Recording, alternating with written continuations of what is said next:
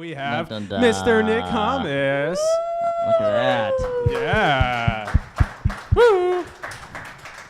I think he right. looks like the Hunger Games right here, like a robot versions. Okay, I'm sorry. Yes, yes. Yeah, he plays on Team Robotics. That's his team. But Nick is a Googler and robotics fanatic. He studied computer science, philosophy, and linguistics at the University of Minnesota, which is where we met. Oh. Yeah, I know. It's pretty cool. I was definitely a different person back then. There'll be some jokes about that later. So by day, he uses code to better Google's engineering hiring process. And in his free time, he mentors robotics teams and inspires kids in STEM as a master of ceremonies all across the country. So that's his master of ceremonies face, where he's like, Team 3692. So yeah, he'll talk about that more. Yeah. I mean, I don't know what to say. That's, as you can see, my hair is a little bit redder in that. Yeah. I have a bit of a persona. Is that V8 juice that you threw in your hair there? So enough that's a V8 thing, juice would come out a lot easier than that. Okay. What's your persona? Like the Joker? No, like I sort of developed it. Like I really like the color red, and you know, as a person who is not who's vertically challenged, I decided to be visually loud. So I wear red. I have bright red hair. It's very exciting. You know, it's a good way to get people engaged and to be like really excited and show my excitement rather than just screaming louder. I feel bad because compared to the way your life is summed up, mine is just my Twitter handle. Yeah. So. Difference in bios, right? Yeah. All right, yeah, we're excited. Cool. Nick's got a lot of good computer science programming related questions, as well as just some funny commentary from the comedians and some visuals. So, Yeah. Nick. And actually, let's show the prize box. Dun dun dun. Yeah. See it right here, people. Yes. Prizes. So if you answer, Nick's questions correctly or close enough, Nick to determine, you get a fun prize. Not a job, though. There's no jobs in here. I mean, anything could be in the box Could except be a job. You could make it into a job. We could watch what happens when you do that. But otherwise, our comics will pick out the prizes and hand it to you, and it'll be a fun way of learning. So yeah. Cool. What does this remind me of from my childhood? Anybody? Nothing? Something? All right. Continue. It's like diorama science. Like, no, there's nothing like this, and like where you reach into a box with a question mark and it had felt on it. Nothing? All right, that's fine. It's my dick in a box. Yeah. Oh, That's right, correct. my All the childhood. prizes are Alan's dick. So you just got to reach in and tug, and you'll get extra. Okay. And apparently you can make a job out of it? Yeah. Yeah. I'm not sure who pays who, though. That's the question. And when he comes, he's like, Eureka! You've discovered something. Wet wipes, I think is what it is. Oh, boy. We're starting off well. Right. We are starting off well. All right, Nick.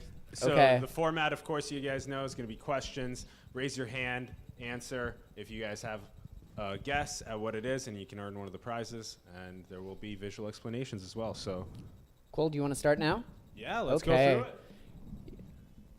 Oh, okay. That's Starting out with a fun technical question. Anybody? Do you want to say it out loud? Yeah. So how can you determine if an arbitrary computer program will finish running? And maybe we should see if we have an answer. Do we have anything, guys? Your phone dies. Okay. No? That's pretty good. Okay. It stopped Arbitrary. running. Your grandma asked you how to turn it on? Computer. Uh-huh. Don't look I don't at know what a me. computer is, so this Yeah, is I'm going to not be a even. little I'm hard. still at the first word how. That's been my whole life. It's how. How is your refrigerator running? Well, if it's arbitrary, do we even care? I mean, isn't that the whole point? Jesus. Let's get like a specific, important computer program we'll finish running. Anyway, I have no answer to this. Just, but, ooh, yeah. okay, we've got. Chat box that you can throw at people. Oh, I like that. Oh, yeah, that's right. Okay. Here. Haha. Look at what doing Look the at right thing this. did for you. You lost your turn.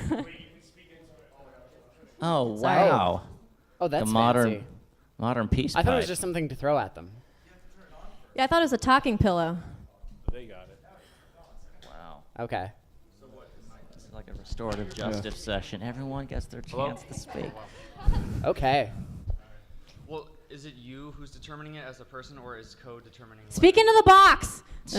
Are you determining if the program will finish running, or is code determining if the program will Code, finish running? a program. Okay, you can't. Is that the answer? That is the correct. Oh! Trick question. Bam. Burn truth. No, I'm just kidding. All right. What, Yeah. That was bold. what do you want to give 'em? We got tons of pens. I have a question. Has any worker ever cried in that pillow thinking they wouldn't be heard around the office? Okay. Do you want to give 'em some pens? We got a Smarty Yeah. Pants in the back. All over right. Here.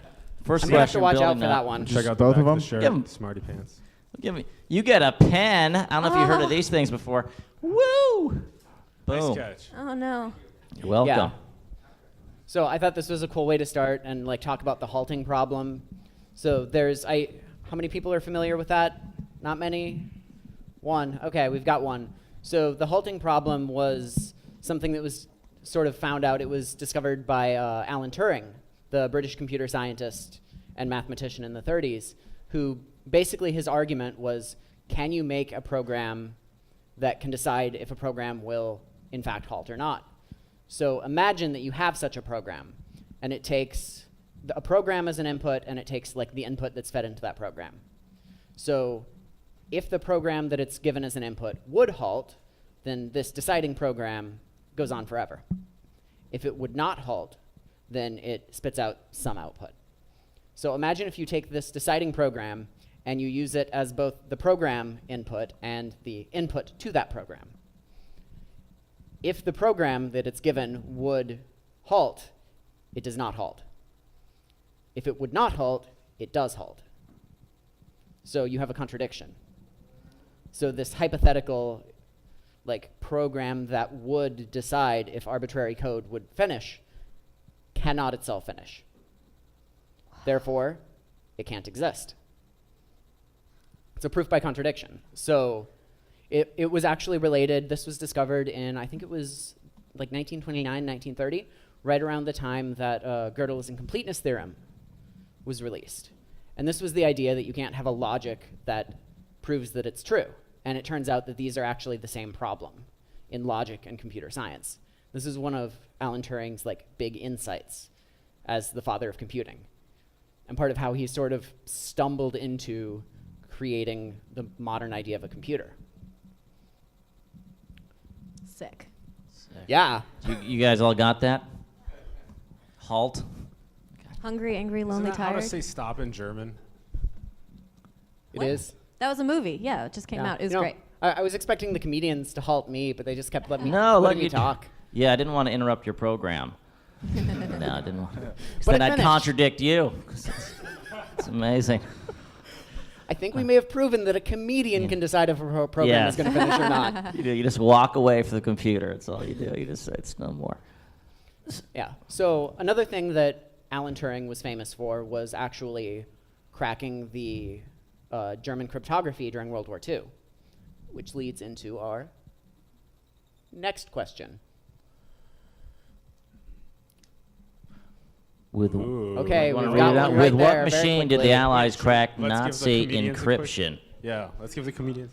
Yeah, let's hear from the Okay, peanut yeah. gallery first. What that guy said, but let's pretend I didn't hear that. What machine didn't? Wasn't it like, I just saw the movie. It was the guy he had a crush on in junior high's name. I win. Is that true? It was Benjamin Thomas. Maybe I don't understand the question. Oh, wow. We're talking about high school crushes now? With what machine did they crack the Nazi? Not with what Nazi machine was it not cracked? I'm gonna say the Terminator. Yeah, that's what I That'd be think. good. Go back in Who time. didn't have a crush on that guy? Well, with enough bombs, you could pretty much crack anything, right? The Allies You- just you keep could. dropping. Yeah. You need the whole encryption thing. You just gotta destroy them. Shall But we? Oh, yeah, I think the Shall answer. we? Okay. Box. With what was Christopher? It was called Bomba, actually. Oh. Movies lie. Hollywood lies. Now we know. Look at this thing. We This is- wanted, Okay. we wanted to give a few more. Okay, Yeah, okay, yeah. I'm bad at this. I'm learning. Okay, I'm okay. learning. It's good. It's good. Give a few Yeah. more out. Okay. So I just wanted to show, this is a picture of, I believe it's part of the machine that they used.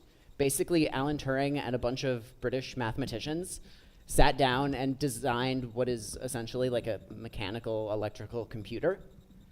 So they were able to, the Enigma, the Nazi cryptography machine, was basically a completely mechanical, like it had an encryption function on it. So you would have dials that I don't know exactly like how they were operated, but you basically had to put in certain settings based on the date, and it would line up all of the gears and all of the machine parts to when you typed in a message, it would actually output an encrypted message. So it was a single purpose machine that did encryption, which is really cool. And they actually managed to... Yay, Nazis. Thank God someone brought it up.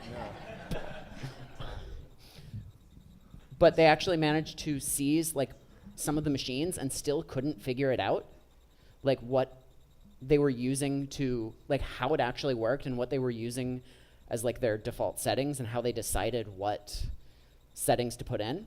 So the British mathematicians figured it out, and they built a machine that implemented the same logic by reverse engineering it. So cool. Yes. We have a question. 1 second. Oh, okay. Yeah, how come the German machine was so much smaller? Because I believe it was Are they because just better? Or maybe German engineering. we just resized this photo. It's actually Yeah. it's at 23%. This is at 2,000. Also, I think you won, so I'm going to give you a piece of gum. There you go. Oh, You win. How sweet. That's Now is this? So this is basically like considered like one of the first computers. Yeah, this was, I believe it was the first thing that we would recognize as a modern computer that was actually constructed. Do you think Alan Turing would be stoked if like he knew now there's like Pornhub? You know, he's like, eventually this will get to, you know, we got to first crack the code and win this war. yeah. He helped fund German porn. That's pretty Yeah. Essentially, Yeah. yeah. And also, it had to like do like 1,000 possibilities at a time, rather than this one. It was just you put one Yeah. in and got one out. This was like 1,000 at a time. Win this game. Yeah, it's like a DP computer. It's like like a multiple, DP, yeah. multiple at a time. That's awful. Don't. Okay. What does DP stand for again? It stands for. Dual processing. Dick box. Dick Yeah. box. Callback. Okay. Dual processing. That's right. That's a good. Yeah. Yeah. That's good. I'm right That's there. what you call it around here. Yeah. Thanks for saving us. Yeah. you bring home like a girl and said you want to get dual processed? Is that how it happens? you got me and my buddy here. We just finished. We're going to see if we can halt this program. There's so many euphemisms. Okay. Okay. Do we want to move on to the next question? Yeah, sure. Okay. What are the components of a von Neumann machine? Comedians. Fun. Buttons. Right? I was Buttons. thinking butter. There's a cord. Am I right? Am I getting close here? That's true. There's some gears. Nothing? Innovation. There Huh? are Huh? buttons. Buttons. Is von Neumann in the machine himself? Is von Neumann part? Probably not. It's a pity. Magic. God. That's good. Yeah. It should be God. He's All in right. everything. Did you know that? Do we have any answers besides Smarty Pants over there? We'll give him a chance after. Anyone 5 else? components. 5 components. If you even know 1 or 2, it might Yeah. give you partial credit. Yeah. Is there anybody else who can get Earth, close? wind, fire, Oh, yeah. dust. I don't know them all. It's Earth, Wind, Fire, and Water. Yeah. And art. That's another one. Oh, yeah. It's a shot in the dark. I'm just going to list some stuff. So arithmetic logic unit, some kind of logic unit. Is that one of them? No? CPU? Yes. Okay. That's one. Memory, CPU. like registers and memory, some kind. Yeah. Okay. Yeah. Memory. Cache probably counts as memory, so I think that's the same category. Fanny pack? Data bus? To hold the Data things? bus? What? Data bus? Data Does that bus. not count? I'm gonna say no. I'm gonna say that Input, doesn't output? count. No. Whoa. Kind of, sort of. I think we have to give that to him. Yeah. That's 2. That's actually 2. 2? Did- Oh. What do you mean, that counts as 2? What or was your That last is in word you fact said? 2. Input, output? Yeah. Yeah. Yeah. Okay. Yeah. That's 2. So how many do I have? You have 4. 4, yeah. I think we've got a. Missing one? We're missing one? Input, output, memory, and CPU so far. There's one more. The secret is you. Can you give me a You're hint? in it. This last one's. The We are tricky in bit the is Van this is Neumann machine. kind of something that's in the CPU now too, though. Okay. Red pill, blue pill. Shit. And it's not. Does anybody else want to wager a guess? It's sort of inside the CPU. I like cash. Dual processors Cash got money? it. So cache is part of memory in the von Neumann model. That was pretty good, though. Should we give him That a was pretty good. Eureka? Yeah, give him some. I think that's Eureka. Eureka. Eureka. Should I save the I'd say the bigger ones. Yeah, I think we. save the bigger ones? Yeah. What does he want? Another Or- pen? I think he needs more pens. What school did you go to? If you want, yeah, sure. Give him. All right, we got something special for you. Yeah. Do you have a Eureka T-shirt? All right. Oh, look at that. All right. Does I think now. you should not get it now. So if we give you the wrong size, just come and trade the size at the end. Why don't you try it on right now? Well, we'll all just stare at you. That's a 3x, I'm right? kidding. Yeah. 3. All right. We'll trade. Sweet. Okay. So the other one that I was not exactly counting, the control unit. Ooh. So if you're familiar with like CPU architecture, the program counter, yeah, that would be the most recognizable bit of that. But yeah, you have the main processing unit, which contains the arithmetic logic unit, which I believe I heard. You've got system memory, you've got input, and you've got output. So there's that chord, Gabby. You were mentioning the chord thing and the clicker thing. That's over there in the input. Yay. Yeah. I mean, Where's my technically, these both have buttons on them. Yeah, buttons. See, you get a pen. You should give her some gum now. Give her the gum back. Give me the gun back. Give it. Oh, yeah. He'll give it to you. What? So when this was actually created, this model, it was more theoretical. Like the von Neumann machine is actually the architecture that modern computer architectures are built on. A lot of the stuff being like fundamentally thinking about like you have your output, you have your memory, but you have a lot of layers of things. So like you have your cache, your L1 cache that's like super fast. That's like a couple of cycles of your clock. But you have your system memory, which is going to be, I don't know, thousands of cycles. You have hard drive, which is getting into the like practically output, and then you have network that you kind of got to treat it as about infinite because it could take forever. But yeah, this is like fundamentally the model of thinking. There were a couple of other like ideas for architectures for computers, but this is the one that took hold. For all the way until now. Yes, it's currently, I can't Really? name a computer like a CPU or a processor that isn't using something related to this. Have you seen the Van Halen machine, though? I have that not. thing shreds. When was it made? I'm sorry. I'm sorry. When was it made? This, I don't know exactly when he did the work, but he was a mathematician in like the 1910s, 20s, 30s. Oh, wow. He was, I believe, still active. He was part of the Manhattan Project Yeah. late in his career. We have a question. So yeah. Does IR stand for infrared? Or? I'm not Good actually question. sure what it's referring to in this particular diagram. Stands for irrelevant. I don't think it's infrared. It's irrelevant.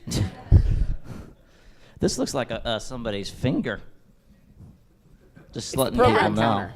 Okay. Ah. Oh, that is somebody's finger. All right. Is that a Good. button? You could, yeah, It's a finger. it's a finger. Yeah, clearly a finger. So this was never. Did he never ever see this created? He did see computers created that Right. worked on a model something like this, but he was making more of like a hypothetical machine. He was a theorist. Right. So now this is the basic framework for. Yeah. The framework for like how your processor and your memory and your output and your input all kind of talk to each other. Not bad. It's okay.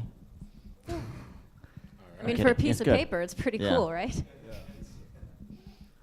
All right.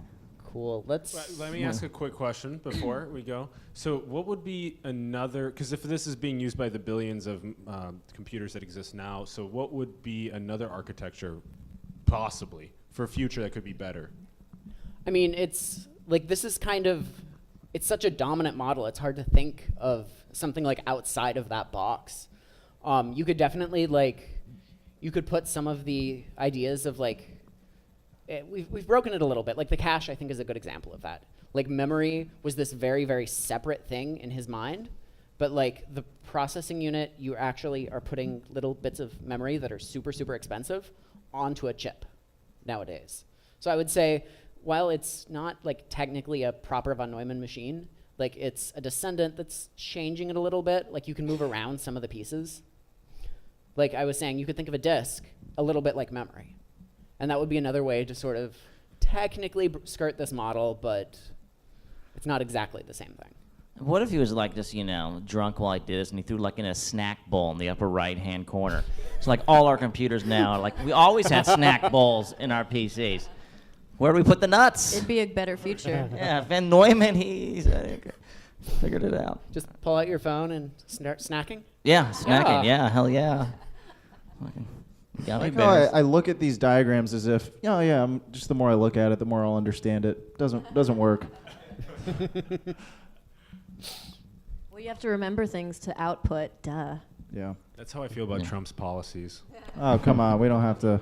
We don't have to Congratulations have a for debate looking at right them. now. The more they'll make sense eventually when I look at them more. Tilt your head. So do you know what the other ALU that stands for? That's an arithmetic logic unit. Arithmetic. And that's the temperature? I, That was an honest question, too, by the way. I'm not even joking. Or is that just like only there for like 3 days and then it gets fired? temporary? Yeah. It's like, we'll get the... No? Okay. And what about the MAR and MDR? Those, I'm not actually 100% sure. Mar means C. Okay, that's... Yeah. Okay. I think we're Oh, really yeah. figuring this Oh, out. yeah. Does anyone actually... We're Does anyone know branching. what these stand for, these abbreviations? Temporary Yeah, registers. it might be. That's what I was going for. That's plausible. I don't know. Isn't temp mean a high school teacher who didn't get a real degree? Yeah. Okay. We've all been there. Yeah. Cool. Shall we move on? Yeah. Shall we? Yes. Ooh. What was the predecessor to the internet? Yes. Comedians. What protocol did it use? What protocol did it use? Was the predecessor to the internet? What was before internet, guys? It was a computer in Seattle, wasn't it?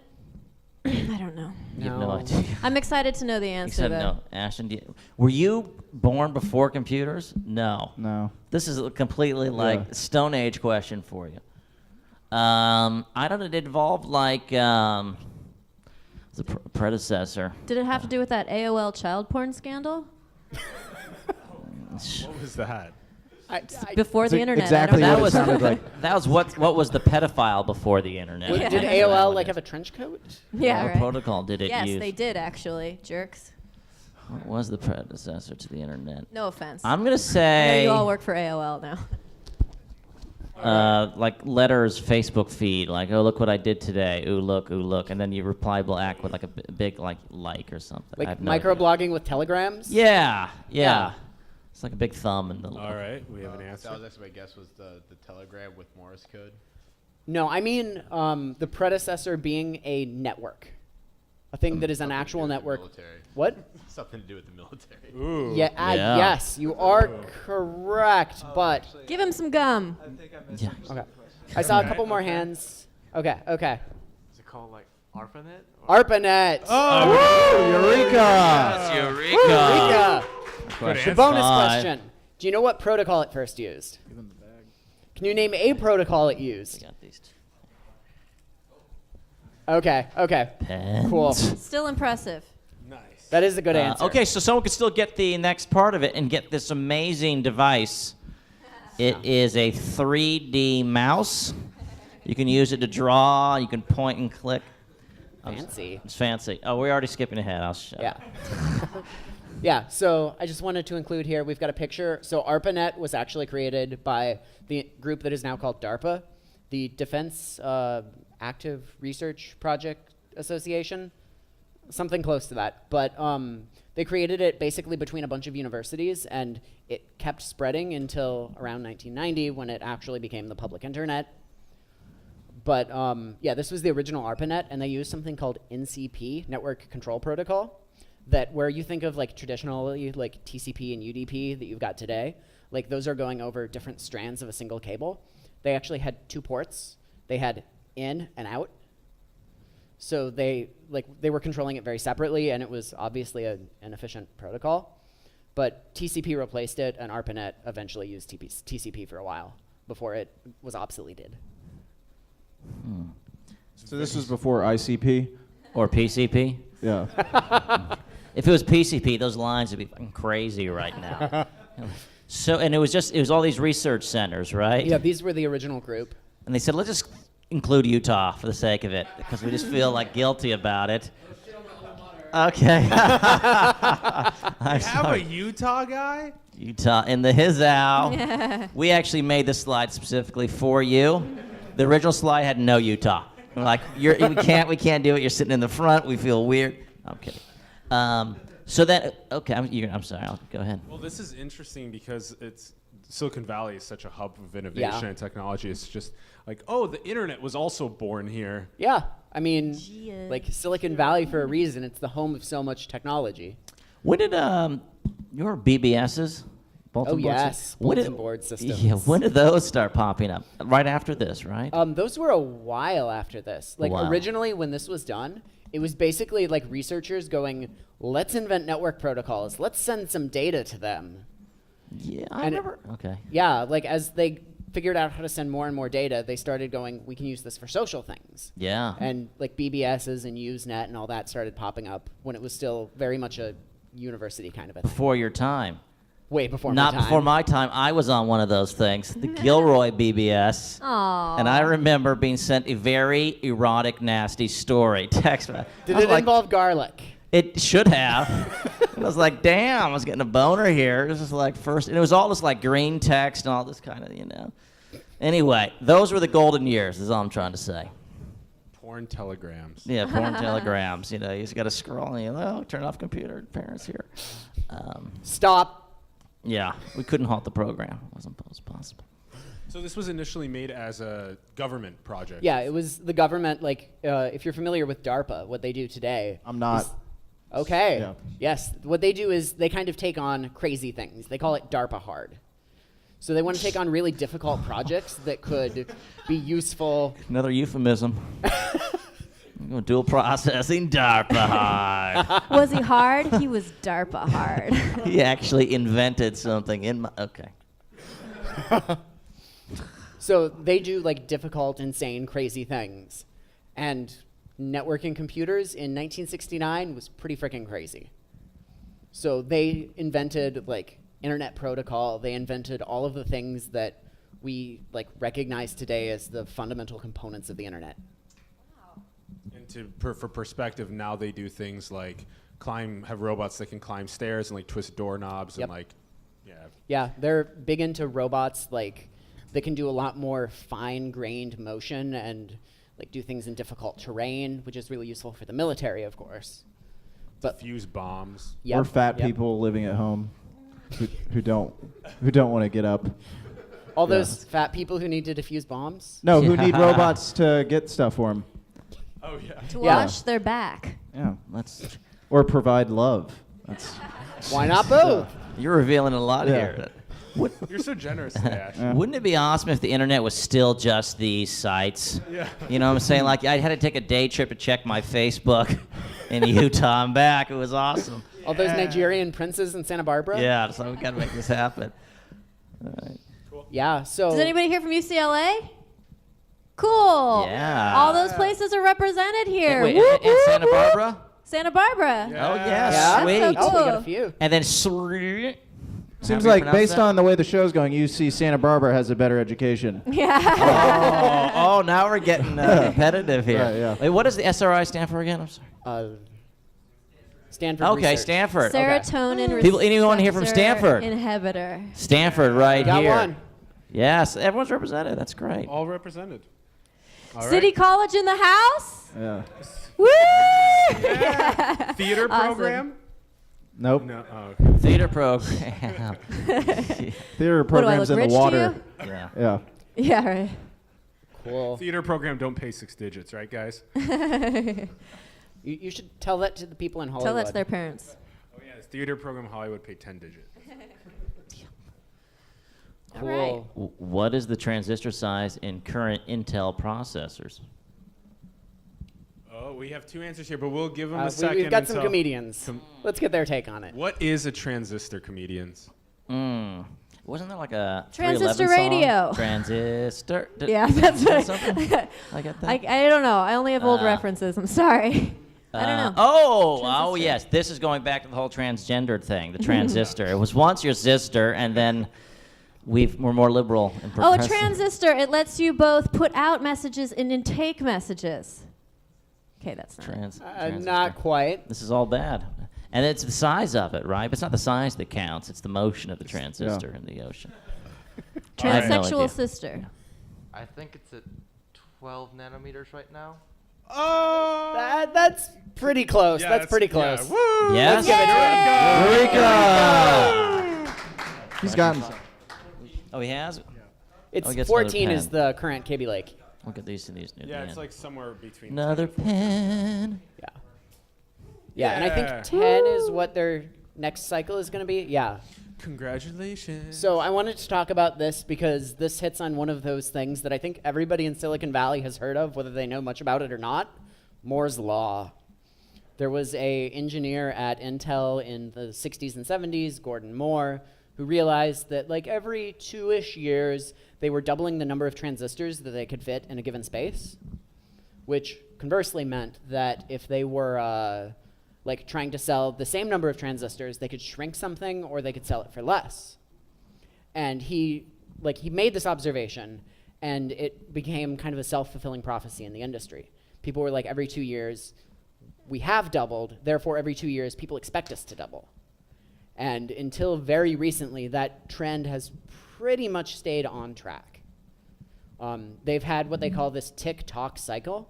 So Intel does their sort of annual like chip update, and they'll do tick and tock. So they'll alternate between doing a smaller transistor release and then making architectural and design changes and working with software to optimize a little bit better so that they can make a faster processor without shrinking the transistors. Because the R&D cycles are getting so long that it takes them a long time to go, okay, how do we shrink it 4 nanometers? How do we shrink it 2 more nanometers? It's already so tiny we're getting like quantum effects. What was the size in the 60s between transistors? I believe it was in the like millimeters. Like they were using fairly large. Thousandth versus billionth of a meter. Yeah, they were using like fairly large transistors. Like back in the 60s, when they had started using like completely electronic computers and not vacuum tubes, they were making parts. They were using commodity parts in some cases, and you could actually like solder bits onto your computer to give it more memory or something like that, because they hadn't specialized all that much, and they weren't using things that are impossible for a person to solder. So that trajectory has just kind of continued, and Moore's Law has been a really big factor in this exponential growth of technology and how we've been able to do so much in the same space over time. So this was the slide I had. This is just showing, it's what, the last 16 years? You can see they were in the hundreds of nanometers, and they keep going down. And this only goes to 2015, but they're currently on 14 nanometer with their latest release. Are they freaking out they're going to run out of nanometers? We're out of fucking nanometers. What do we do now? No. They might have to use fractional nanometers. Fractional nanometers. If physics lets them. Right. Why not just stop?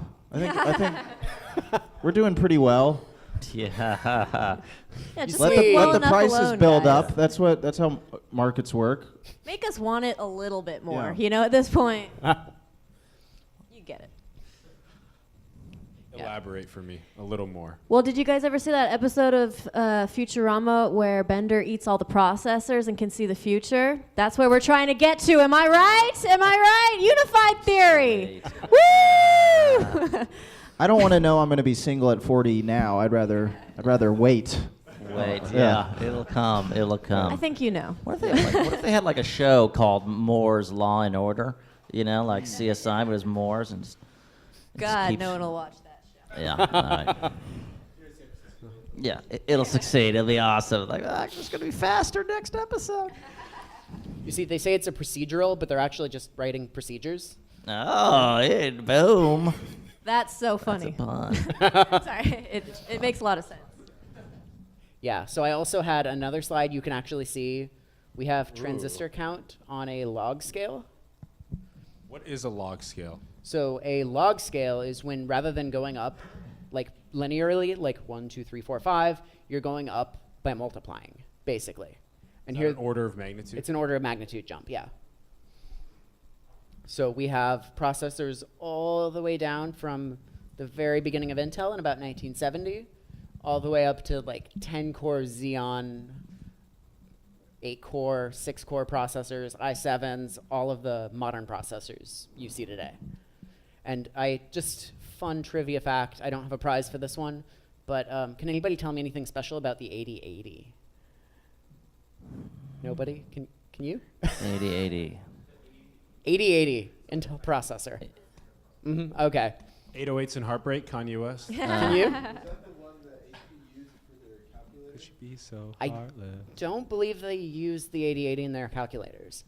No, it's so Thinking of the Intel- TI-88. Is that the one where the instruction set for all future chips are based off of? It is. What? You're exactly correct. This man a pen. I wasn't sure if we were We going to got get a lot. that. There's not Yeah. just pens in here, by the way. We're warming just up. cheap. We're building. Oh, sorry about that. Yeah, there's highlighters coming up. Yeah. We got some erasers for the pens. So that's a bit disappointing. Yeah, Intel is actually really famous for their reverse compatibility. Like much like Microsoft in doing the same sort of a thing. Like they sort of were very competitive in the market when there were a lot of processor makers because you could run code that you wrote on an older Intel CPU on a newer Intel CPU, which we take for granted nowadays, but that actually meant a lot in the 70s and the 80s and even I think into the 90s. Like that was a big deal. The 8080 is the oldest Intel processor that you could take any code written for the 8080 and run it in some arcane simulation mode on a modern chip. Question? What's the difference between having 2.6 billion microprocessor transistor counts and like 100,000? What does that get you practically?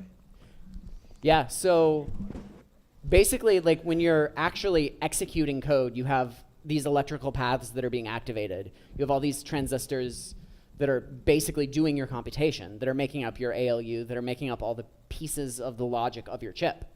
And the more transistors you have, the more things you can do either simultaneously, the more options you have. You can include more features on your chip. You can add, like, if you look back on a really old Intel chip, they had a basic set of instructions. You could add numbers together. You could move, move things onto memory registers. You could multiply. But now they have tons and tons and tons of specialized CPU instructions. Like, I know one that AMD added that was a big deal for them was like a fused multiply add, where you had the same logic that could do addition or multiplication based on, like, I think how the inputs were put in, but you had one instruction that could do both efficiently. So rather than, like, it's a compiler optimization, basically, because nobody writes assembly anymore, really. But it lets you run more code more quickly. It lets you do lots and lots of optimization for a particular chipset. So in a nutshell, it's processing speed? Yeah, it lets you do more things with Why the didn't you chip. just say that? Yeah, it's processing speed. It's also more options. You can have more features. Nice. Cool. Should we move to the next question? Let's do it.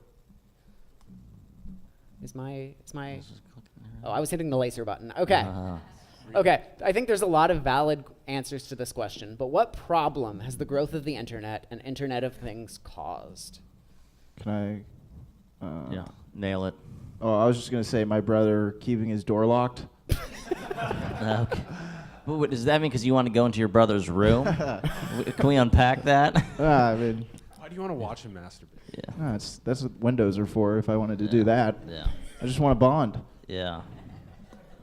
Just want a Dutch rudder. Yeah, so this is a little bit of an open-ended question, but I think we've got an answer to it already. All Well, right. maybe the class will know once they graduate what problems will Over arise. here? Yeah. All right. Bringing it over. I think a lot of jobs were lost after the growth of the internet? Oh, Right, you yeah. mean like Oh. in terms of people not having certain jobs anymore that the internet got rid of? Yeah. I think that's a valid answer, but it's not the one I'm looking for. Good I'm looking answer, for a though. problem the internet caused itself. Oh, God forbid. Give that guy a gold That's medal. a big problem, yeah. You ran out of IP addresses? Yes, yes, Eureka. Eureka. Eureka. What was the answer? We ran out of what? Right, Running out of IP addresses. Oh, IP addresses. Yeah, so back when they were designing the internet and internet protocols, it was a bunch of universities. There were hundreds of computers on the network. So what they designed was IPv4 was the one that really took off and sort of was a staple, a mainstay of the internet for a long time. A lot of the traffic on the internet today is still IPv4. So what you have is you have 4 octets of information. You get, it's about 4.3 billion addresses, which back in 1983, 4.3 billion computers was like unbelievable. Like how would you We'll have... never run out. Yeah, you'll never run out. And they were handing them out like candy. And then all of a sudden, we hit the public Sweet, internet, sweet IP and address oh candy. my God, it took off. Question: are our IP addresses that another name for websites? No, okay. every machine on the internet has an IP address. That's how they catch murderers. Yeah. Or predators. I'm pretty To twisted. catch a Like it's where you are on the network. So And- your laptop has a different IP address than your cell phone? Yep, exactly. So what they did is they created something called domain names, like google.com. If you type in on your computer google.com, one of the first things your computer will do, if it doesn't already know the answer, is it will ask the DNS, the domain name servers, like, where is google.com? What's its IP address? And then it'll start talking. It'll start talking to that IP address, sending messages out saying, who knows where this is, basically. That's how the interwebs works. And so, Basically. and so we're really running out? Well, we ran out. We ran actually. out. In, I think it was 2013, 2014. That's because a lot of people started connecting things like their printers Right. and their fridges and all these other kinds of things. And everybody got a home computer. I wonder if we could like start a war over this. Look, we have to invade them. We need more domain name addresses. The old die first. Yes, they'll die first. Enough Take of as the- many as you can. Get in there and get out. 1, 3, 4, 5, 6, 4. I don't want any more .co's. I want .com. I know, my .biz. No, who goes to a site with like a .biz and doesn't think they're going to get ripped off? You know what I'm saying? It's like a pure... Okay, that's what I think. Nobody. Would you that's trust who. a .biz? All right. But domains and IPs are different in this case. Yeah, like they sort of map to each other. They relate to each other. But we ran out of IPs, not out of domains. Not out of domains. But we are running out of .com domains. Most of the good ones are gone, yeah. Was everybody freaking out like at Y2K? A little bit, actually. But it was all kind of undercover. But it was like people who understand networking technology were like, oh crap, ICANN ran out of IP addresses. So what was the solution? What'd they do? So they created something called IPv6. Nobody knows what happened to You just add an IPv5. extra number. That's all it takes. Jesus Christ. So Just the 2 numbers. Yeah. They should do that with HPV to Yeah. help. Yeah. HPV plus 2. Yeah. I only have 4 and I ran out. I need more. So instead of having 4 billion addresses, what they did is they got a 128-bit address. And that means if you do the math, that's 2 to the 128. It's like 10 to the 43, roughly, order of magnitude, which today is like, holy shit, that's a big number. We're never going to run out.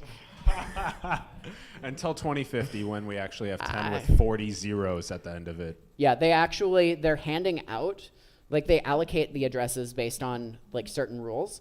They're handing out to anybody who's like, you know, I want an IPv6 address. They're handing out, in some cases, more IPv6 addresses to random people than there are IPv4 addresses. Oh my God. So more than like 4 billion to one person. Yeah. Why would someone take so many? Because there's lots of them and we'll never run shit. out. Okay, it's and free. here The have sign them. said free, so you just grab them. So who makes the IPv6? Who makes these IP addresses? Who makes these things? So there's like standards committees and all of that, but there's a group called ICANN that used to be part of the U.S. government, and they sort of like jumped ship a couple years back, but they're sort of the governing body for the internet. And they say, like, you know, hey, GoDaddy, you're a group that we trust, you have good security, we'll let you hand out certificates, we'll let you hand out domain names. So if you say, I sold this domain name to somebody, everybody else will trust you. And that's like fundamentally at a basic level, that's how the internet works. Everybody sort of knows who to trust, and they trust them. It's like the opposite of Ask Jeeves. Basically, yeah. I have a question. Yes. In one word, did Al Gore invent the internet? That was the final question that we were going to ask. No. No. Thank you. Did he invent climate change? All right. Again, No, Trump. so some of these names over here are actually, there's intermediary groups that are sort of like regional. Like there's one in Asia, there's one in North America, there's I think a couple of groups in Europe and Africa, and they all are actually given IP addresses, and they go to groups like Comcast and say, okay, Comcast, you need more IP addresses, we've got this many, we'll chop them up and hand them off to you. So you can actually assign them to your customers. But ICANN controls them in the end. Is that the case? Yeah, ICANN owns So if you control them. ICANN, you control the internet. You control Ask Jeeves. That'd be Ooh. sweet. I can make Jeeves say anything I want. Make it go Yeah. dark. You can make him say, fuck you, I'm not going to find that.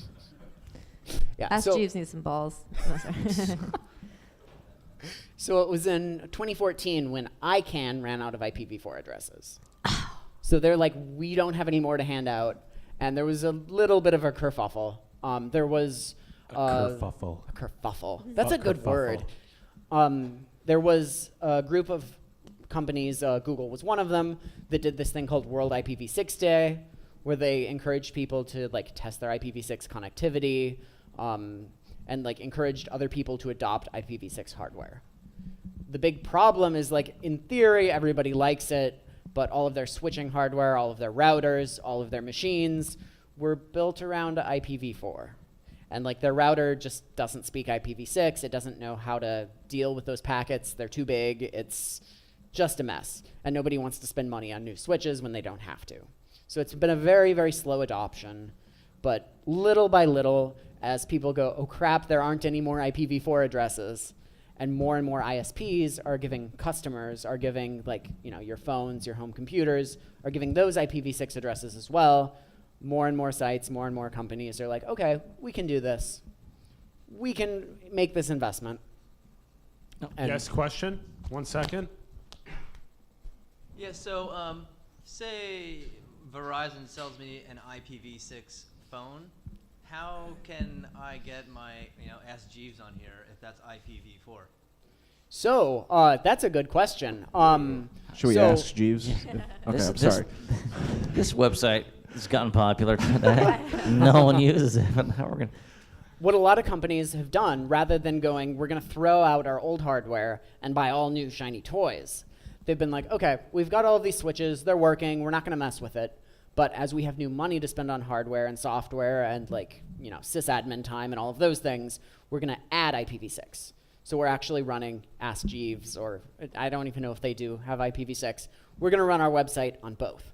So if we get a request that's coming from an IPv4 address to our IPv4 servers, we'll respond. We get an IPv6 request, we'll respond to that. And their domain name, like, there's an entry that says, here's my IPv4 address, here's my IPv6 address. Those records, they'll actually just have both of them. And the client that has an IPv4 address, a 6, or or both of them, will decide which way it wants to talk, basically. So that's the very, very slow, like, geologic evolution of the internet. Out with the old as it retires, in with the new as we realize we need it to scale. Planned obsolescence. Not the future. planned, like forced in a Kerfuffle sense. obsolescence. Kerfufflescence. Humanity will be kerfluffled in the future. The robot Cool. kerfluffled me. You want to move to the next question? Let's do it. I want to talk about planned obsolescence. He's got a plan. Ooh.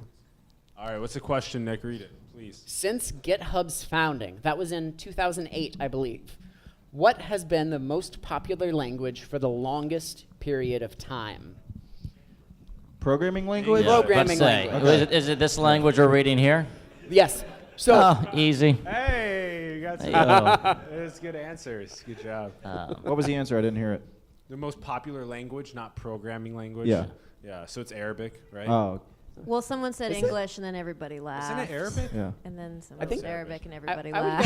guess Chinese or Hindi. No, but there's 1.5 billion for Arabic.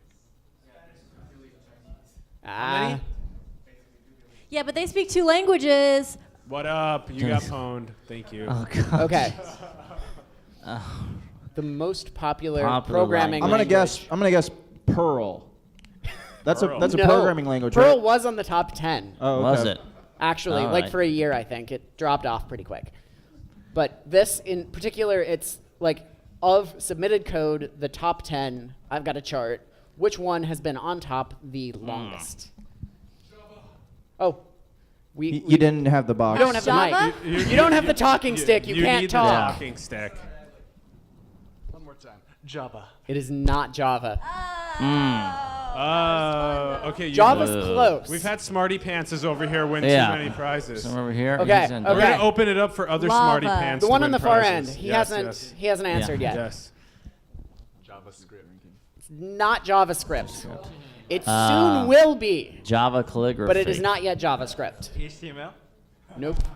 No, let's well, give- over here. He's Oh, over, okay. I think over here. That's the JPEG. furthest answer. Anyone else I was have gonna say a- Joel looked like he really wanted to answer. Joel. I think we can take two Joel, more. Joel, Joel, Joel, Joe, Joe. They're all chanting your name, Joel.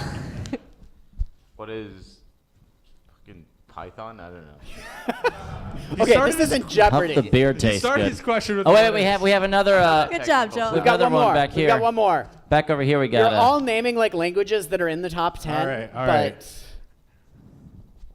C++? nope, it's not C++. Is it C+++ with 3 pluses? C+++++? Alligator? No. Is What is what? Whoever started the what is? My hand just What is- vibrated. This How thing. about Did it how about die? Ruby? Is that a thing? Let me see. I'll That- see. Ruby on Rails? It is Ruby. Oh. What? Our comedian got it. Yeah. Whoa! Self prize. Self pride. Yes. Self prize Yeah, You yourself. guys, you guys don't know this about me, but I went to Hack Reactor. Yeah. I just And failed now out. he's here. So. All right, I'll keep Okay. the Keep pen. your pen, man. Yeah. So as you can see, Pearl Oh. nosedived a little bit. I know somebody. Oh. I think my battery's dying. Oh, here, take this Okay. one. 1 second. Take this one. Here. Cool. Thank you, Alan. Okay. So yeah, as you can see, Perl nosedived a little bit. JavaScript has been on top for a little bit, Ooh. and even probably 2016, but Ruby still wins. Java's been climbing too. Java has been climbing. As more people are using it as like a backend language, they're like, yes, let's do more Java. We've got a Question? hand. Yes? Yes. All right, hold on. You deserve some gum. Not you. You have I enough. already have gum. Do dialects get folded into this? Like Java dialects, do they count as Java, or is it? I strictly Java? believe so, yes. What the hell? Oh, sorry. Yeah. What the hell did Shell do? I know. Did it like start and then we're like, we can't pay the electricity bill, and then they just stopped? Look at this. This one's. Wait, where'd it Oh go? my God. Okay. This one's called Emacs Lisp. No wonder it didn't get anywhere, for Christ's sakes. Who said, yeah, I'm pretty good at Emacs Lisp? Like, What a horrible mate. were you mocked it during elementary? I had a Lisp and Emacs Lisp, yeah. Just shorten it at Lisp.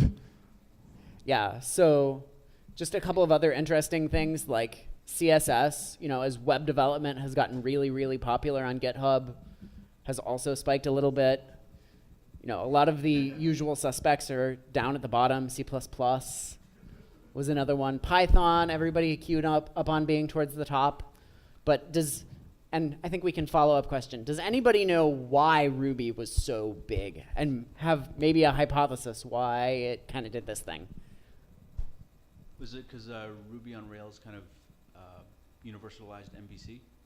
Yeah, I think that's a big part of it. Like, Nice. MVC, what's that mean? Yeah, you know Model view me. controller architecture. Yeah. Wait, what? Wait, yeah. To non-computer programmers, what does that mean? You don't Do you- need to do that. Do you wanna? Yeah. Back and forth is a baseball game. You've got like, models for like database and views, which you can see, and controllers like processing. Yeah, basically like the web development architecture that is kind of big, Ruby on Rails was basically where a lot of that started, a lot of those ideas. Boom. Everybody went JavaScript. That's for the guy Let's in front of make you. Like, let's make Node.js, let's make React, let's make all of these cool JavaScript libraries. Like, that's a little bit more of a web native language. Your browser understands it. There's lots of advantages. So Ruby, I think, died out a little bit. It also has a bit of an arcane syntax, if you've ever played around with it. But JavaScript is more recognizable to people. Is this going to extend in 2016, 17, 18? Is this I going think to become so. number one? Because Oh, you guys Java? want it to become number one, right? Yeah. What Am I languages do you right? guys learn here? All right.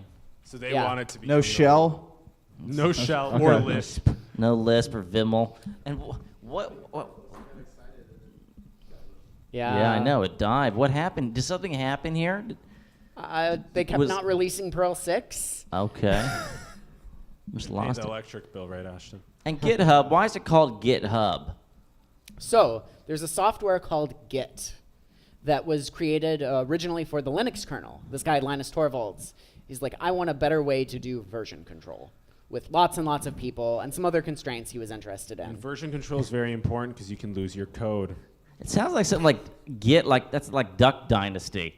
Get it. We're gonna get that code. And, it, We got a hub. Get that hub. and if you program something and it doesn't work, you can't revert back to your old versions. That's not good. That's not good. Yeah. If you don't have proper version control, that's bad. But GitHub being the place where a lot of open source programmers keep their Git repositories. Yeah, got it. Yeah. Get it. I get it. Get it? I get it, dude. Get her done. There you go. Get her done. 1-on-1. Or 1-on-2 if you like it that way. I do. Yes. So I've got a couple of answers to here. I know there's more answers that I didn't put in the pictures. Ooh. But does anybody know What's the? You want to read it out? Okay, name a problem that's thought to require artificial general intelligence to be solved. So artificial general intelligence, like everybody knows what AI is. AI has like pathfinding and all kinds of mathematical problem solving using generally some pretty complex algorithms. So artificial general intelligence is kind of that sci-fi idea of AI. Like a computer doing something that looks like more human cognition, more agentive. You have more of an agent rather than a thing that's running code doing math. Okay, and we've got, do you want to? Do comedians We want want to answer? comedians to take a Yeah. go at this. What about those bomb diffusers in war? Does that require AI? No, actually a lot of them that like I've seen and heard about are remote controlled. Oh, okay. So you've got like a video feed and it's kind of like playing a video game, but you're actually diffusing bombs. Yeah. So it's rather like a than playing useful Minesweeper. drone. Yeah. Okay. Yeah. A lot of them are useful drones. I've heard of some people like trying the autonomous kind of a thing, but it's a lot easier to have a person do it at this point. To decide on preemptive strikes. Ooh. We could have used that. I'm just saying. You could use that for all the liberals. I'm kidding. I'm just saying. You're getting really political tonight. Yeah, Jesus. Yeah, Jesus. Yeah. The election already happened, man. Give it up. Accept it. I hope you've got a good read on your audience. That's why I've done Get jokes there. about What? that. What happened? No problem. It's not. Let's see. How to get a second date. I could use some general intelligence for that. Ask Jeeves is AGI, right? Okay, we've got a question there in the yellow. All right. Yay. Making original art or winning in a game of chess? Okay.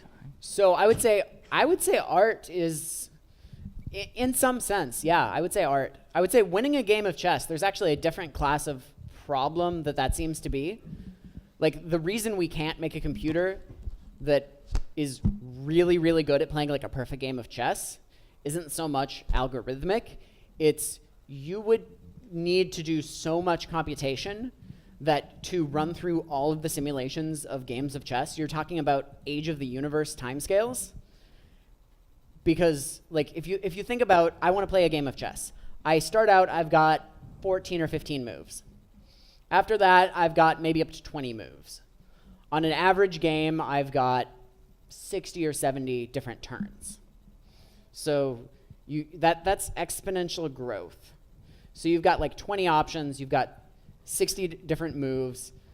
You're getting to like 10 to the 80, 10 to the 100 different options, different states that you could have a board be in. But we had like Deep Blue. I mean, these programs beat humans. Yes, we do have chess machines that are better than people. But those are not artificial general intelligence. They're not artificial general intelligence. And they haven't actually solved chess. Right. That was IBM, right? IBM's Deep Blue? I believe so, yeah. Wasn't it? What if they had like IBM's Deep Throat? Wouldn't that be fucking amazing? Okay. I'd sign up. Sign up for that. Wait, on the receiving end or on the... I just left it there, let everyone's imagination and server mind racks take are it really where it needs to big. go. Aren't Deep they- Blue's Deep Throat. Okay. Not only did he Okay. beat me in chess, Art was a good one. Art was a consumed good me. one.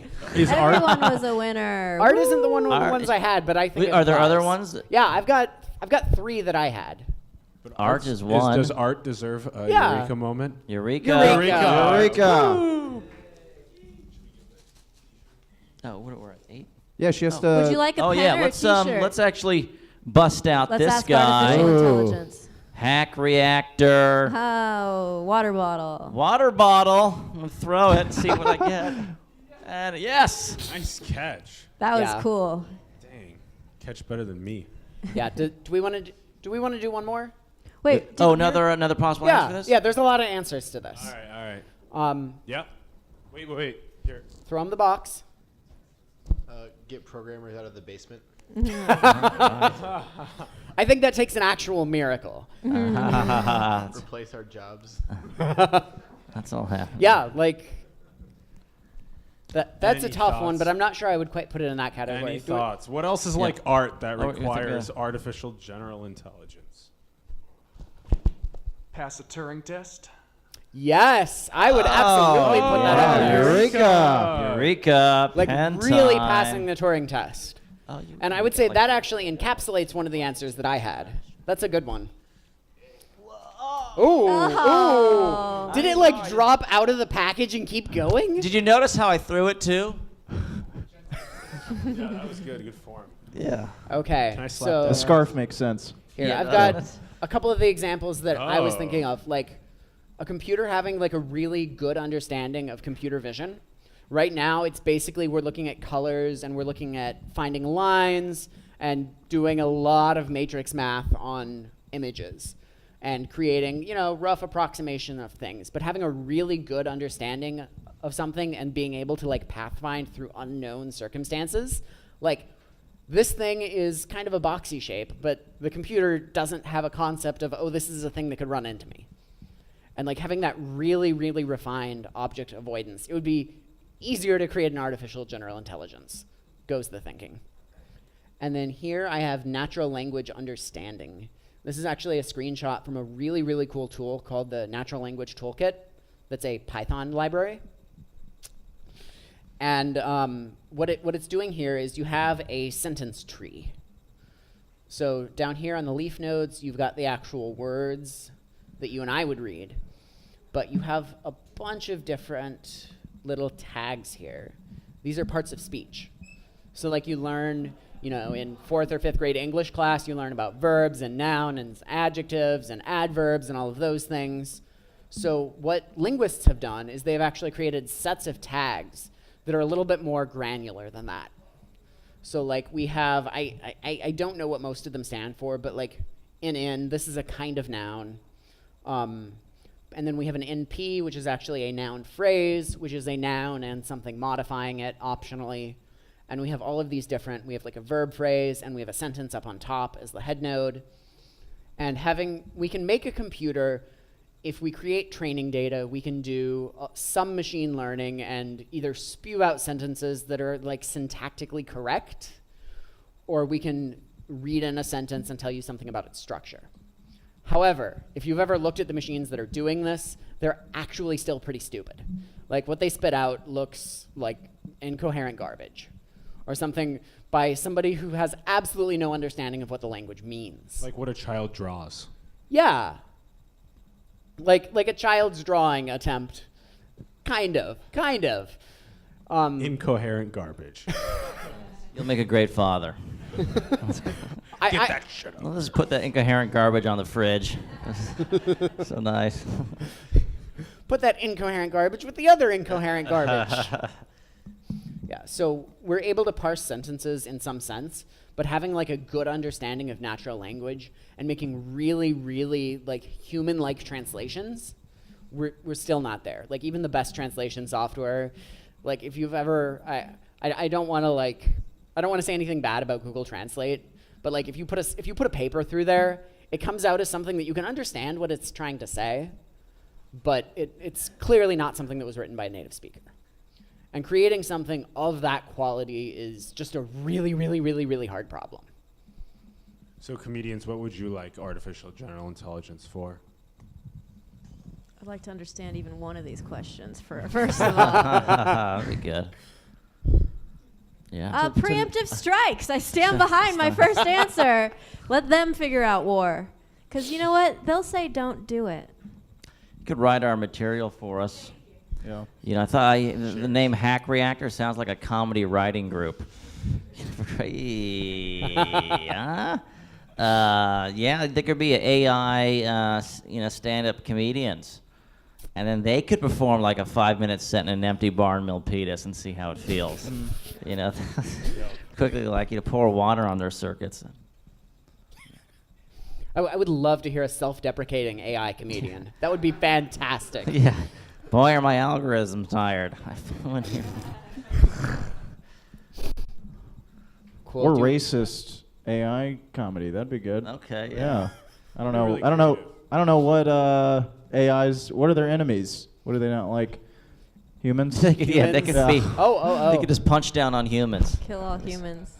Yeah, speaking of racist AI, what happened with, didn't Microsoft have a piece of yes. AI that was like The girl? declaring Hitler didn't go far enough and in a span of 24 hours of being reduced to the internet? Yes, absolutely. She was just trying to fit in, though. That's different. That's because it learned from humans. Yeah, so what they did is they put this, they created a Twitter account and they let people tweet at it. What was the name of it again?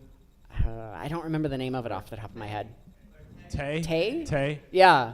They gave it they were aiming for like the personality of a teenage girl, like a 13-year-old or a 14-year-old girl. And they nailed it then. I think they probably nailed it. Such a bad idea, like straight up. Those are the people who shouldn't be on the internet, A. And then the fact that they're like putting it all through that channel, of course you're going to have bad stuff. It gets worse. Of course. It gets worse. They let the internet tweet at it, and when you do machine learning, you actually have like a training data set where like the machine is actually learning from all of this data. And you get enough data and you have something that seems reasonably intelligent is kind of the idea behind this. So they started using, and it was part of their gimmick, they were using the tweets that were tweeted at this account as training data. And you put that on the internet and tell people about it, and you say it's Microsoft's, and they're like, we're going to say Nazi things and other terrible, horrible, racist things. And then the Twitter bot started doing it, because that's what they taught it to do. That's what 13-year-olds do, right? They're very impressionable. Very impressionable. It's amazing. It's like if we have robot overlords, it's like they're also racist too. It's like this extra level. It's Unbelievable. like exactly what it's like now, actually. Did I just get an O? I don't know. I say as long as it's funny, it's fine. That's true. You're right. If you get a laugh, it pays off. Right. Great master robot. All right. I wonder if it would have been different, though, if it was like some sort of like authority figure. If people felt like, oh, I might not want to talk like this to this person because I don't want their judgment. Nobody cares what 13-year-old girls think, right? Nobody thinks that might impact it? Nobody? I think that might impact it. And I'm not even calling sexism. I'm just saying.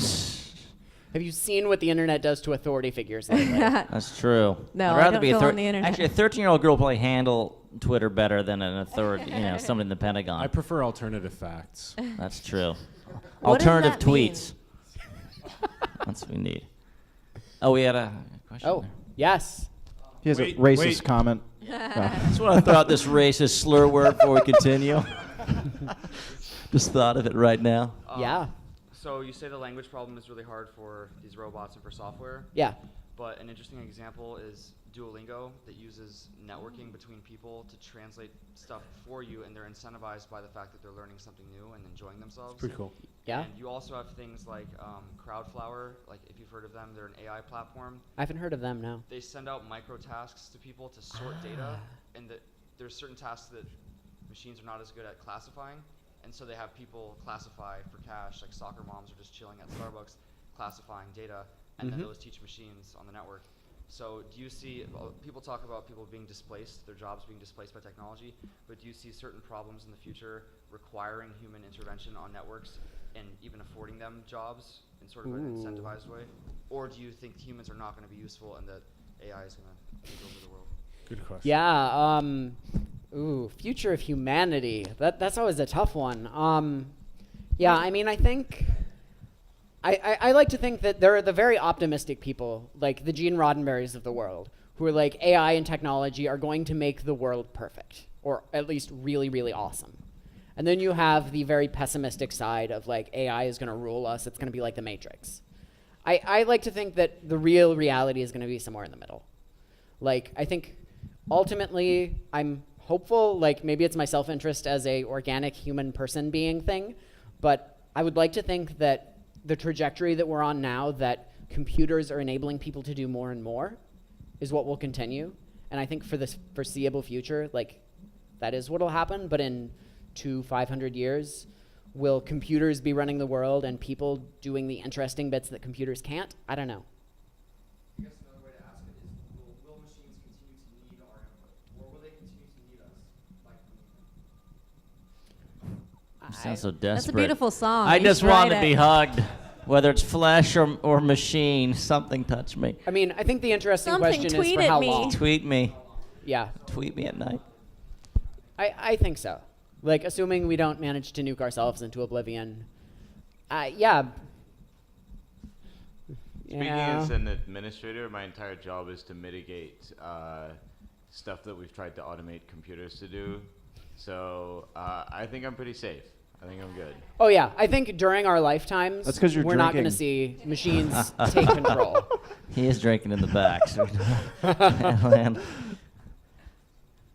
Like, I think it's something that will inevitably happen if we continue as a civilization, but will I see it? No. If we continue. that's right. If AGI Dun, doesn't dun, just dun. kill us. Why? Cool. We're peasants. Why would it matter? We're just peasants. Are there any good AI movies? Like where, not like good quality, but like where like humanities or like computers are good? There are none, right? her. Yeah, oh, but then yeah. she leaves them in the end, you know, to She's go not be good, with other she's just hot. computers. Can't have sex with an AI. Yeah. No, but with like the box it came in, you could do that. Just carve a hole, doink to doink. What are Back those to things? this A thing, flesh, like a fleshlight. Yeah. Yeah. The dick I box. think Wall-E would qualify too. But That was like a post-apocalyptic, Yeah. garbage Well, dump. people weren't kind of all fucked up, but the people- robots were good. Yeah, it's Okay, good right, to know. right. That's reassuring. Move We're forward. dead. Cool. Let's I do think it. let's move forward. I mean, not that life is a movie. I was just curious. Yeah. No, so on the topic of, you were talking about like the fate of humanity. I think this is another really cool big question that while we can't answer it, we can make some cool, we can think about it in cool ways. So what features would we look for in a simulated universe? And I think this is a Comedians? very, very open-ended big question. Simulated sex, obviously. That's the first thing. I want it completely simulated. Yep. Penises and vaginas. I'd look for that. Small talk. Huh? It's true. Small talk. That's a good one. Water. Water. Inhabitable zone. Again, don't understand the Habitable question. zone. Cleanliness. Habitable zone. Cleanliness. Habitable zone. That's Thank a good you. point. That's a good one. I like it. How about some God? Bringing it back to earlier. Some Yeah. books of Some religion. Jesus. Let's have some Christians. Let's get another Trump in there. I'd like to see that happen. Just kidding. Sorry. Yeah. Some more centuries of killing each other Yeah. over books. Who wrote the I'd like book. all the same mistakes we made here to be reproduced. Yeah. Cool. Okay. We've got anybody else? Anybody who hasn't raised their hand yet? Yes, let's go ahead over. Oh, he's so happy. There's hardly though. anyone. But I would like to see time travel for sure. Time travel. Ah, okay. Ooh. I see. Yeah, I think that's a really cool answer. ICES. Yeah. I'd like that I too. would love to see Are time you travel. saying ISIS? I can't tell. Not ISIS. Okay, ICES. Just Like- ICES. Does ICES Very like flavored. flavored ice cream? Like this Or guy, ice he's cream? like, joke's over. I want my turn. Joking aside, Wait, I've already let's go figured it up out. here. Look at that teamwork. The ability to make another simulated universe inside of it. That's a really good Hey, answer. a simulated universe pregnant with a simulated universe. Wow. And then it gives Consensually. birth Gross. to Bruce Willis. Willis. Uh, Keanu Reeves inside of Anybody Are else? either one of those Eurekas? I think that's probably, that was really close to what I was thinking. All right. What? Eureka. Can we share, This can guy we might share steal other the. six This of guy them? might steal the Somebody show. else has something? Yeah, I thought. I just want to hear what they say. Wait, we have a Okay. Eureka. We It's wa- as close as possible. What Okay. about Yeah, I thought I saw a hand up. Yep. So I act All like right. it's my Eureka. show. Eureka. Ooh. Eureka. It's a snuggie. All-purpose fleece blanket, All-purpose fleece blanket. which works perfect for your lawn chair there. Yeah. Let's put that on right now, and you don't have to go to. You can sleep here tonight. You're set. Truly we found dedicated. that outside. Yeah. You're welcome. What about a stimulated universe? Is that different than a simulated It universe? doesn't have a clitoris. Doesn't have a clitoris. Oh. Unstimulated. Yeah. Okay. So the way I was really Aw. thinking, like, Or maybe imagine- a pixelated universe. there's a lot of artifacts in here. Okay. So imagine that we are in a simulated universe. How would we figure it out? What behaviors, what properties would we look for? So like the way that I think about it is like computationally. Think of it as like debugging the universe from inside of it. Is the way I would look at it. Like you look for limits on things. You look for a minimum resolution in time, in distance, in like in the way that photons can move. You look for things that are weird behaviors at very, very large numbers and at zero. You look for things, I think a black hole might qualify as something like that. Ooh, we've got a question. Oh, 1 second. What about someone trying to sell you an issue of Street Smarts? That Yeah. The snap you universe out of it? could not be real. Yeah. But yeah, I mean, isn't there like the Planck length and the Planck time? Yep. And the Planck's constant, which is kind of does say at the extremely small, there's the universe as we know it breaks down. There's a minimum distance that we can measure, because and actually that goes Nice. back to the maximum speed. The minimum distance that we can measure is the smallest amount of time for the fastest moving thing, which would be information traveling, a photon, something like that. So I think a lot of those are things that we would expect in a simulated universe, but it's not enough to show that we might be in one. What if you like go to the DMV and there's no lines? And you're like, wait a second, this isn't real. This is. Or if you see the cat come down the stair twice, like in that other movie, because all I know is movies.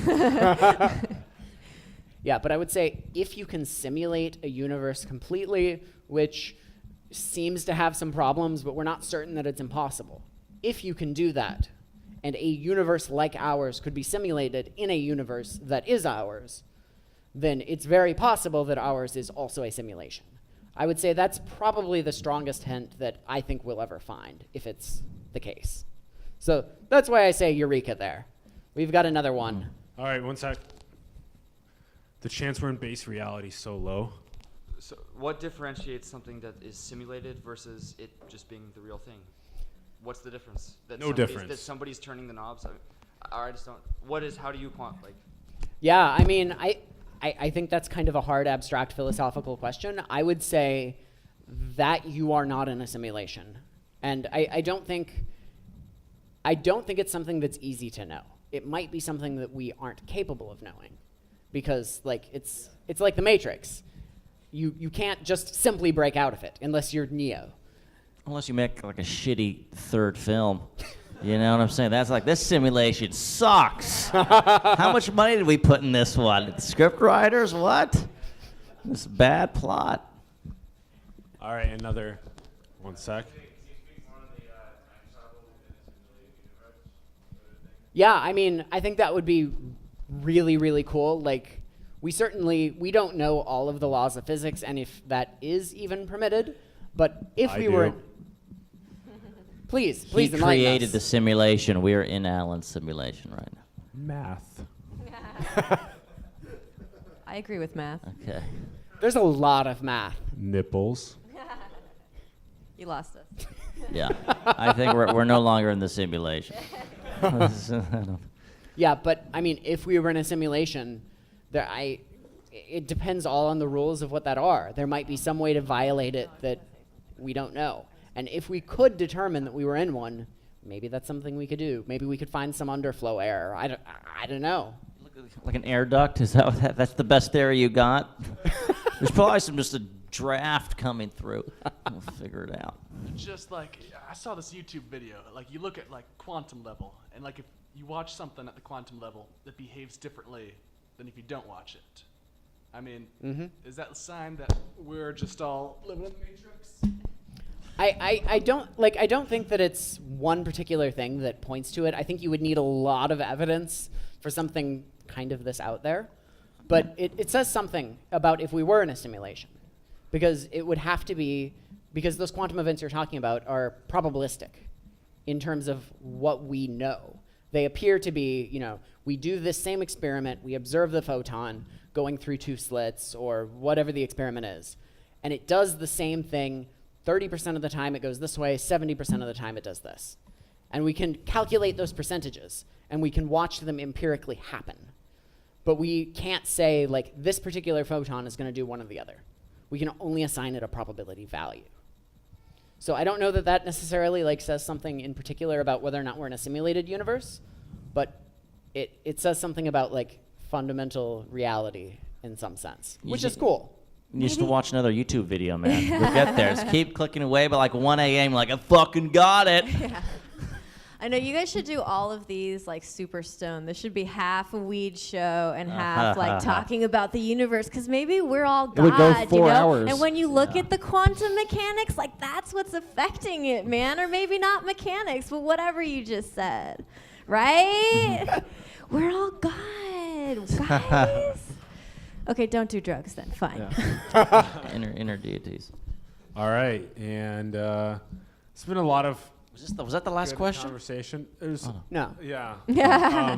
There's like a lot. I guess a lot of the things that I've been looking at is robots and like what you do as robots. Yeah. So you want to talk a little bit about? Yeah, absolutely. So the Master of Ceremonies bit that we were talking about before, I volunteer with a nonprofit called First. I do too. Yes. He does too. It's so fun. I drag I him have in. to do community service if that means anything. Yeah. There's no robots to help you pick up trash, Right, dude. yeah. That was your mistake. Is that why you couldn't go to Chuck E. Cheese? Right. I also want to see you do the robot at some point. Would be really fun. Really, you don't need to see that. But the idea is like getting kids excited about science and technology.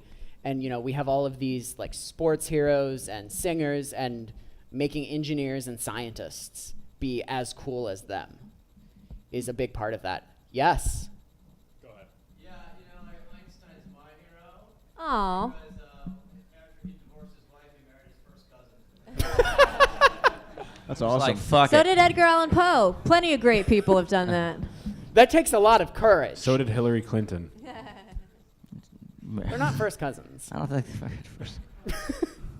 Yeah, all your So politics did have been my wrong the mom. whole Yeah, show. yeah, I don't I said all his politics have been First wrong. cousins. That's we missed those of the days. That used to be a popular thing. You know that? It's coming back. It's coming back. Okay, let's move on. This is kinda Alternative weird. facts again, Ashton. Yeah. I got Yeah. you here. But that's just one like amazing thing. There's teams all over the world. They go all the way from kindergarten through 12th grade, some of them building robots that are like people-sized. Some of them play sports. This year's game, they're actually like they're shooting balls and moving around some gears that actually like turn. It's really neat. So yeah, like they're functional gears rather than aesthetic gears. Yeah. I wear aesthetic gears myself. This was one that kind of broke apart. But that brings to our next question. And our last question of the year. Yes, number 10. Can anybody name 2 international robotics competitions? That means there's one popular one. The Olympics, if we count like steroids, if it's manufactured in a lab, so maybe it's... That would actually be really cool to see robot like limbs and prosthetics in the Olympics. Yeah. But I don't know that like they would be cool with that. I think we Probably would need not. to make a new Olympics. Yeah. Is one of them sponsored by Red Bull? Is there a Red Bull? I'm not aware of one. Although for the hours we put in, we need a Red Bull. Yeah, this is true. What? BattleBots, I believe they are technically international. Oh, that is one. Eureka won. I think there are Canadians. And anybody else? Do you have another one? If you can get the second one. No. Skirmish bots? Is that? I've No? never heard of that. Okay. Yeah. I don't think My that's a guess. real thing. Yeah. Celebrity Deathmatch. That was a good one. Celebrities are not robots. Yeah. I think. They're also Robotics claymation. combinations. Top model was that? So they walk like they're no souls. Okay. I don't know. About when I they have were no trying clue. to build how the about, Mars Walker. That was probably pretty international. Which one? And everyone was trying to be number 1. Nothing. You don't. Do we have blew it. any? I know.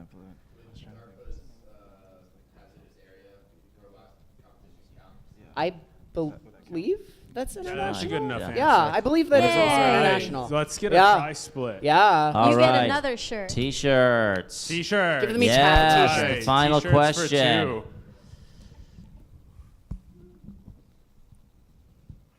Woo. Yeah. Go. And we'll get you, if that's the wrong size, we'll get you The right yeah. size. Or We'll ask get you the to right go on size. a If it's diet. the wrong size, come That's meet us something child. afterwards. All right, Nick, show them the Cool. last All slide. right, here we go. What is So- this? This is actually a picture from an event of the first robotics competition, which is a first program, of course. It's the high schoolers. They build 120-pound robots. Different years, they're different sizes, but they're roughly like 2 feet by 3 feet by up to like 72 inches, depending on the year. In Ohio. This is, I believe it's from the World Championship in St. Louis a couple years ago. It was neater than any of the pictures I had. But yeah, it's high schoolers build these robots in 6 weeks. The current competition actually started. It's the first Saturday of January. So the team I mentor builds a lot, and they're about in the 3rd week. How are they doing? So far so good. We started machining I think 3 days ago. Do you get to yell at them? I try not to yell. That's good. Yeah. Do you get to make them feel bad about themselves and their parents and their socioeconomic standing? No, you try and get them excited. Oh, duh. No, they're rich kids. They've won the world championship like 3 times. Make them right? feel bad 2. about that. 2 times. Yeah. Whatever. Nick's a mentor on a badass team. So Yeah. what's you have some balls there? Yeah, so Look at the complexity of the. Yeah, so basically the game, they had these large exercise balls that they had. It was kind of a fairly open field, and you have 3 teams on each side. You have a red alliance and you have a blue alliance. So they're trying to get the red balls. They actually have goals on the far side that you can score them in, and this year they're giving like passes basically. Like if a robot passes a ball to another robot, then it's worth 10 points. And then you get another pass, and once all 3 robots have gotten like a pass credit, then you want to score it, and you get 40 points for each one of those cycles. Very cool. Yeah. Blue balls is a very funny phrase in Yeah. robotics. Yeah, when I announce, I do have to be careful about that loaded language. It's like a less embarrassing form of Quidditch.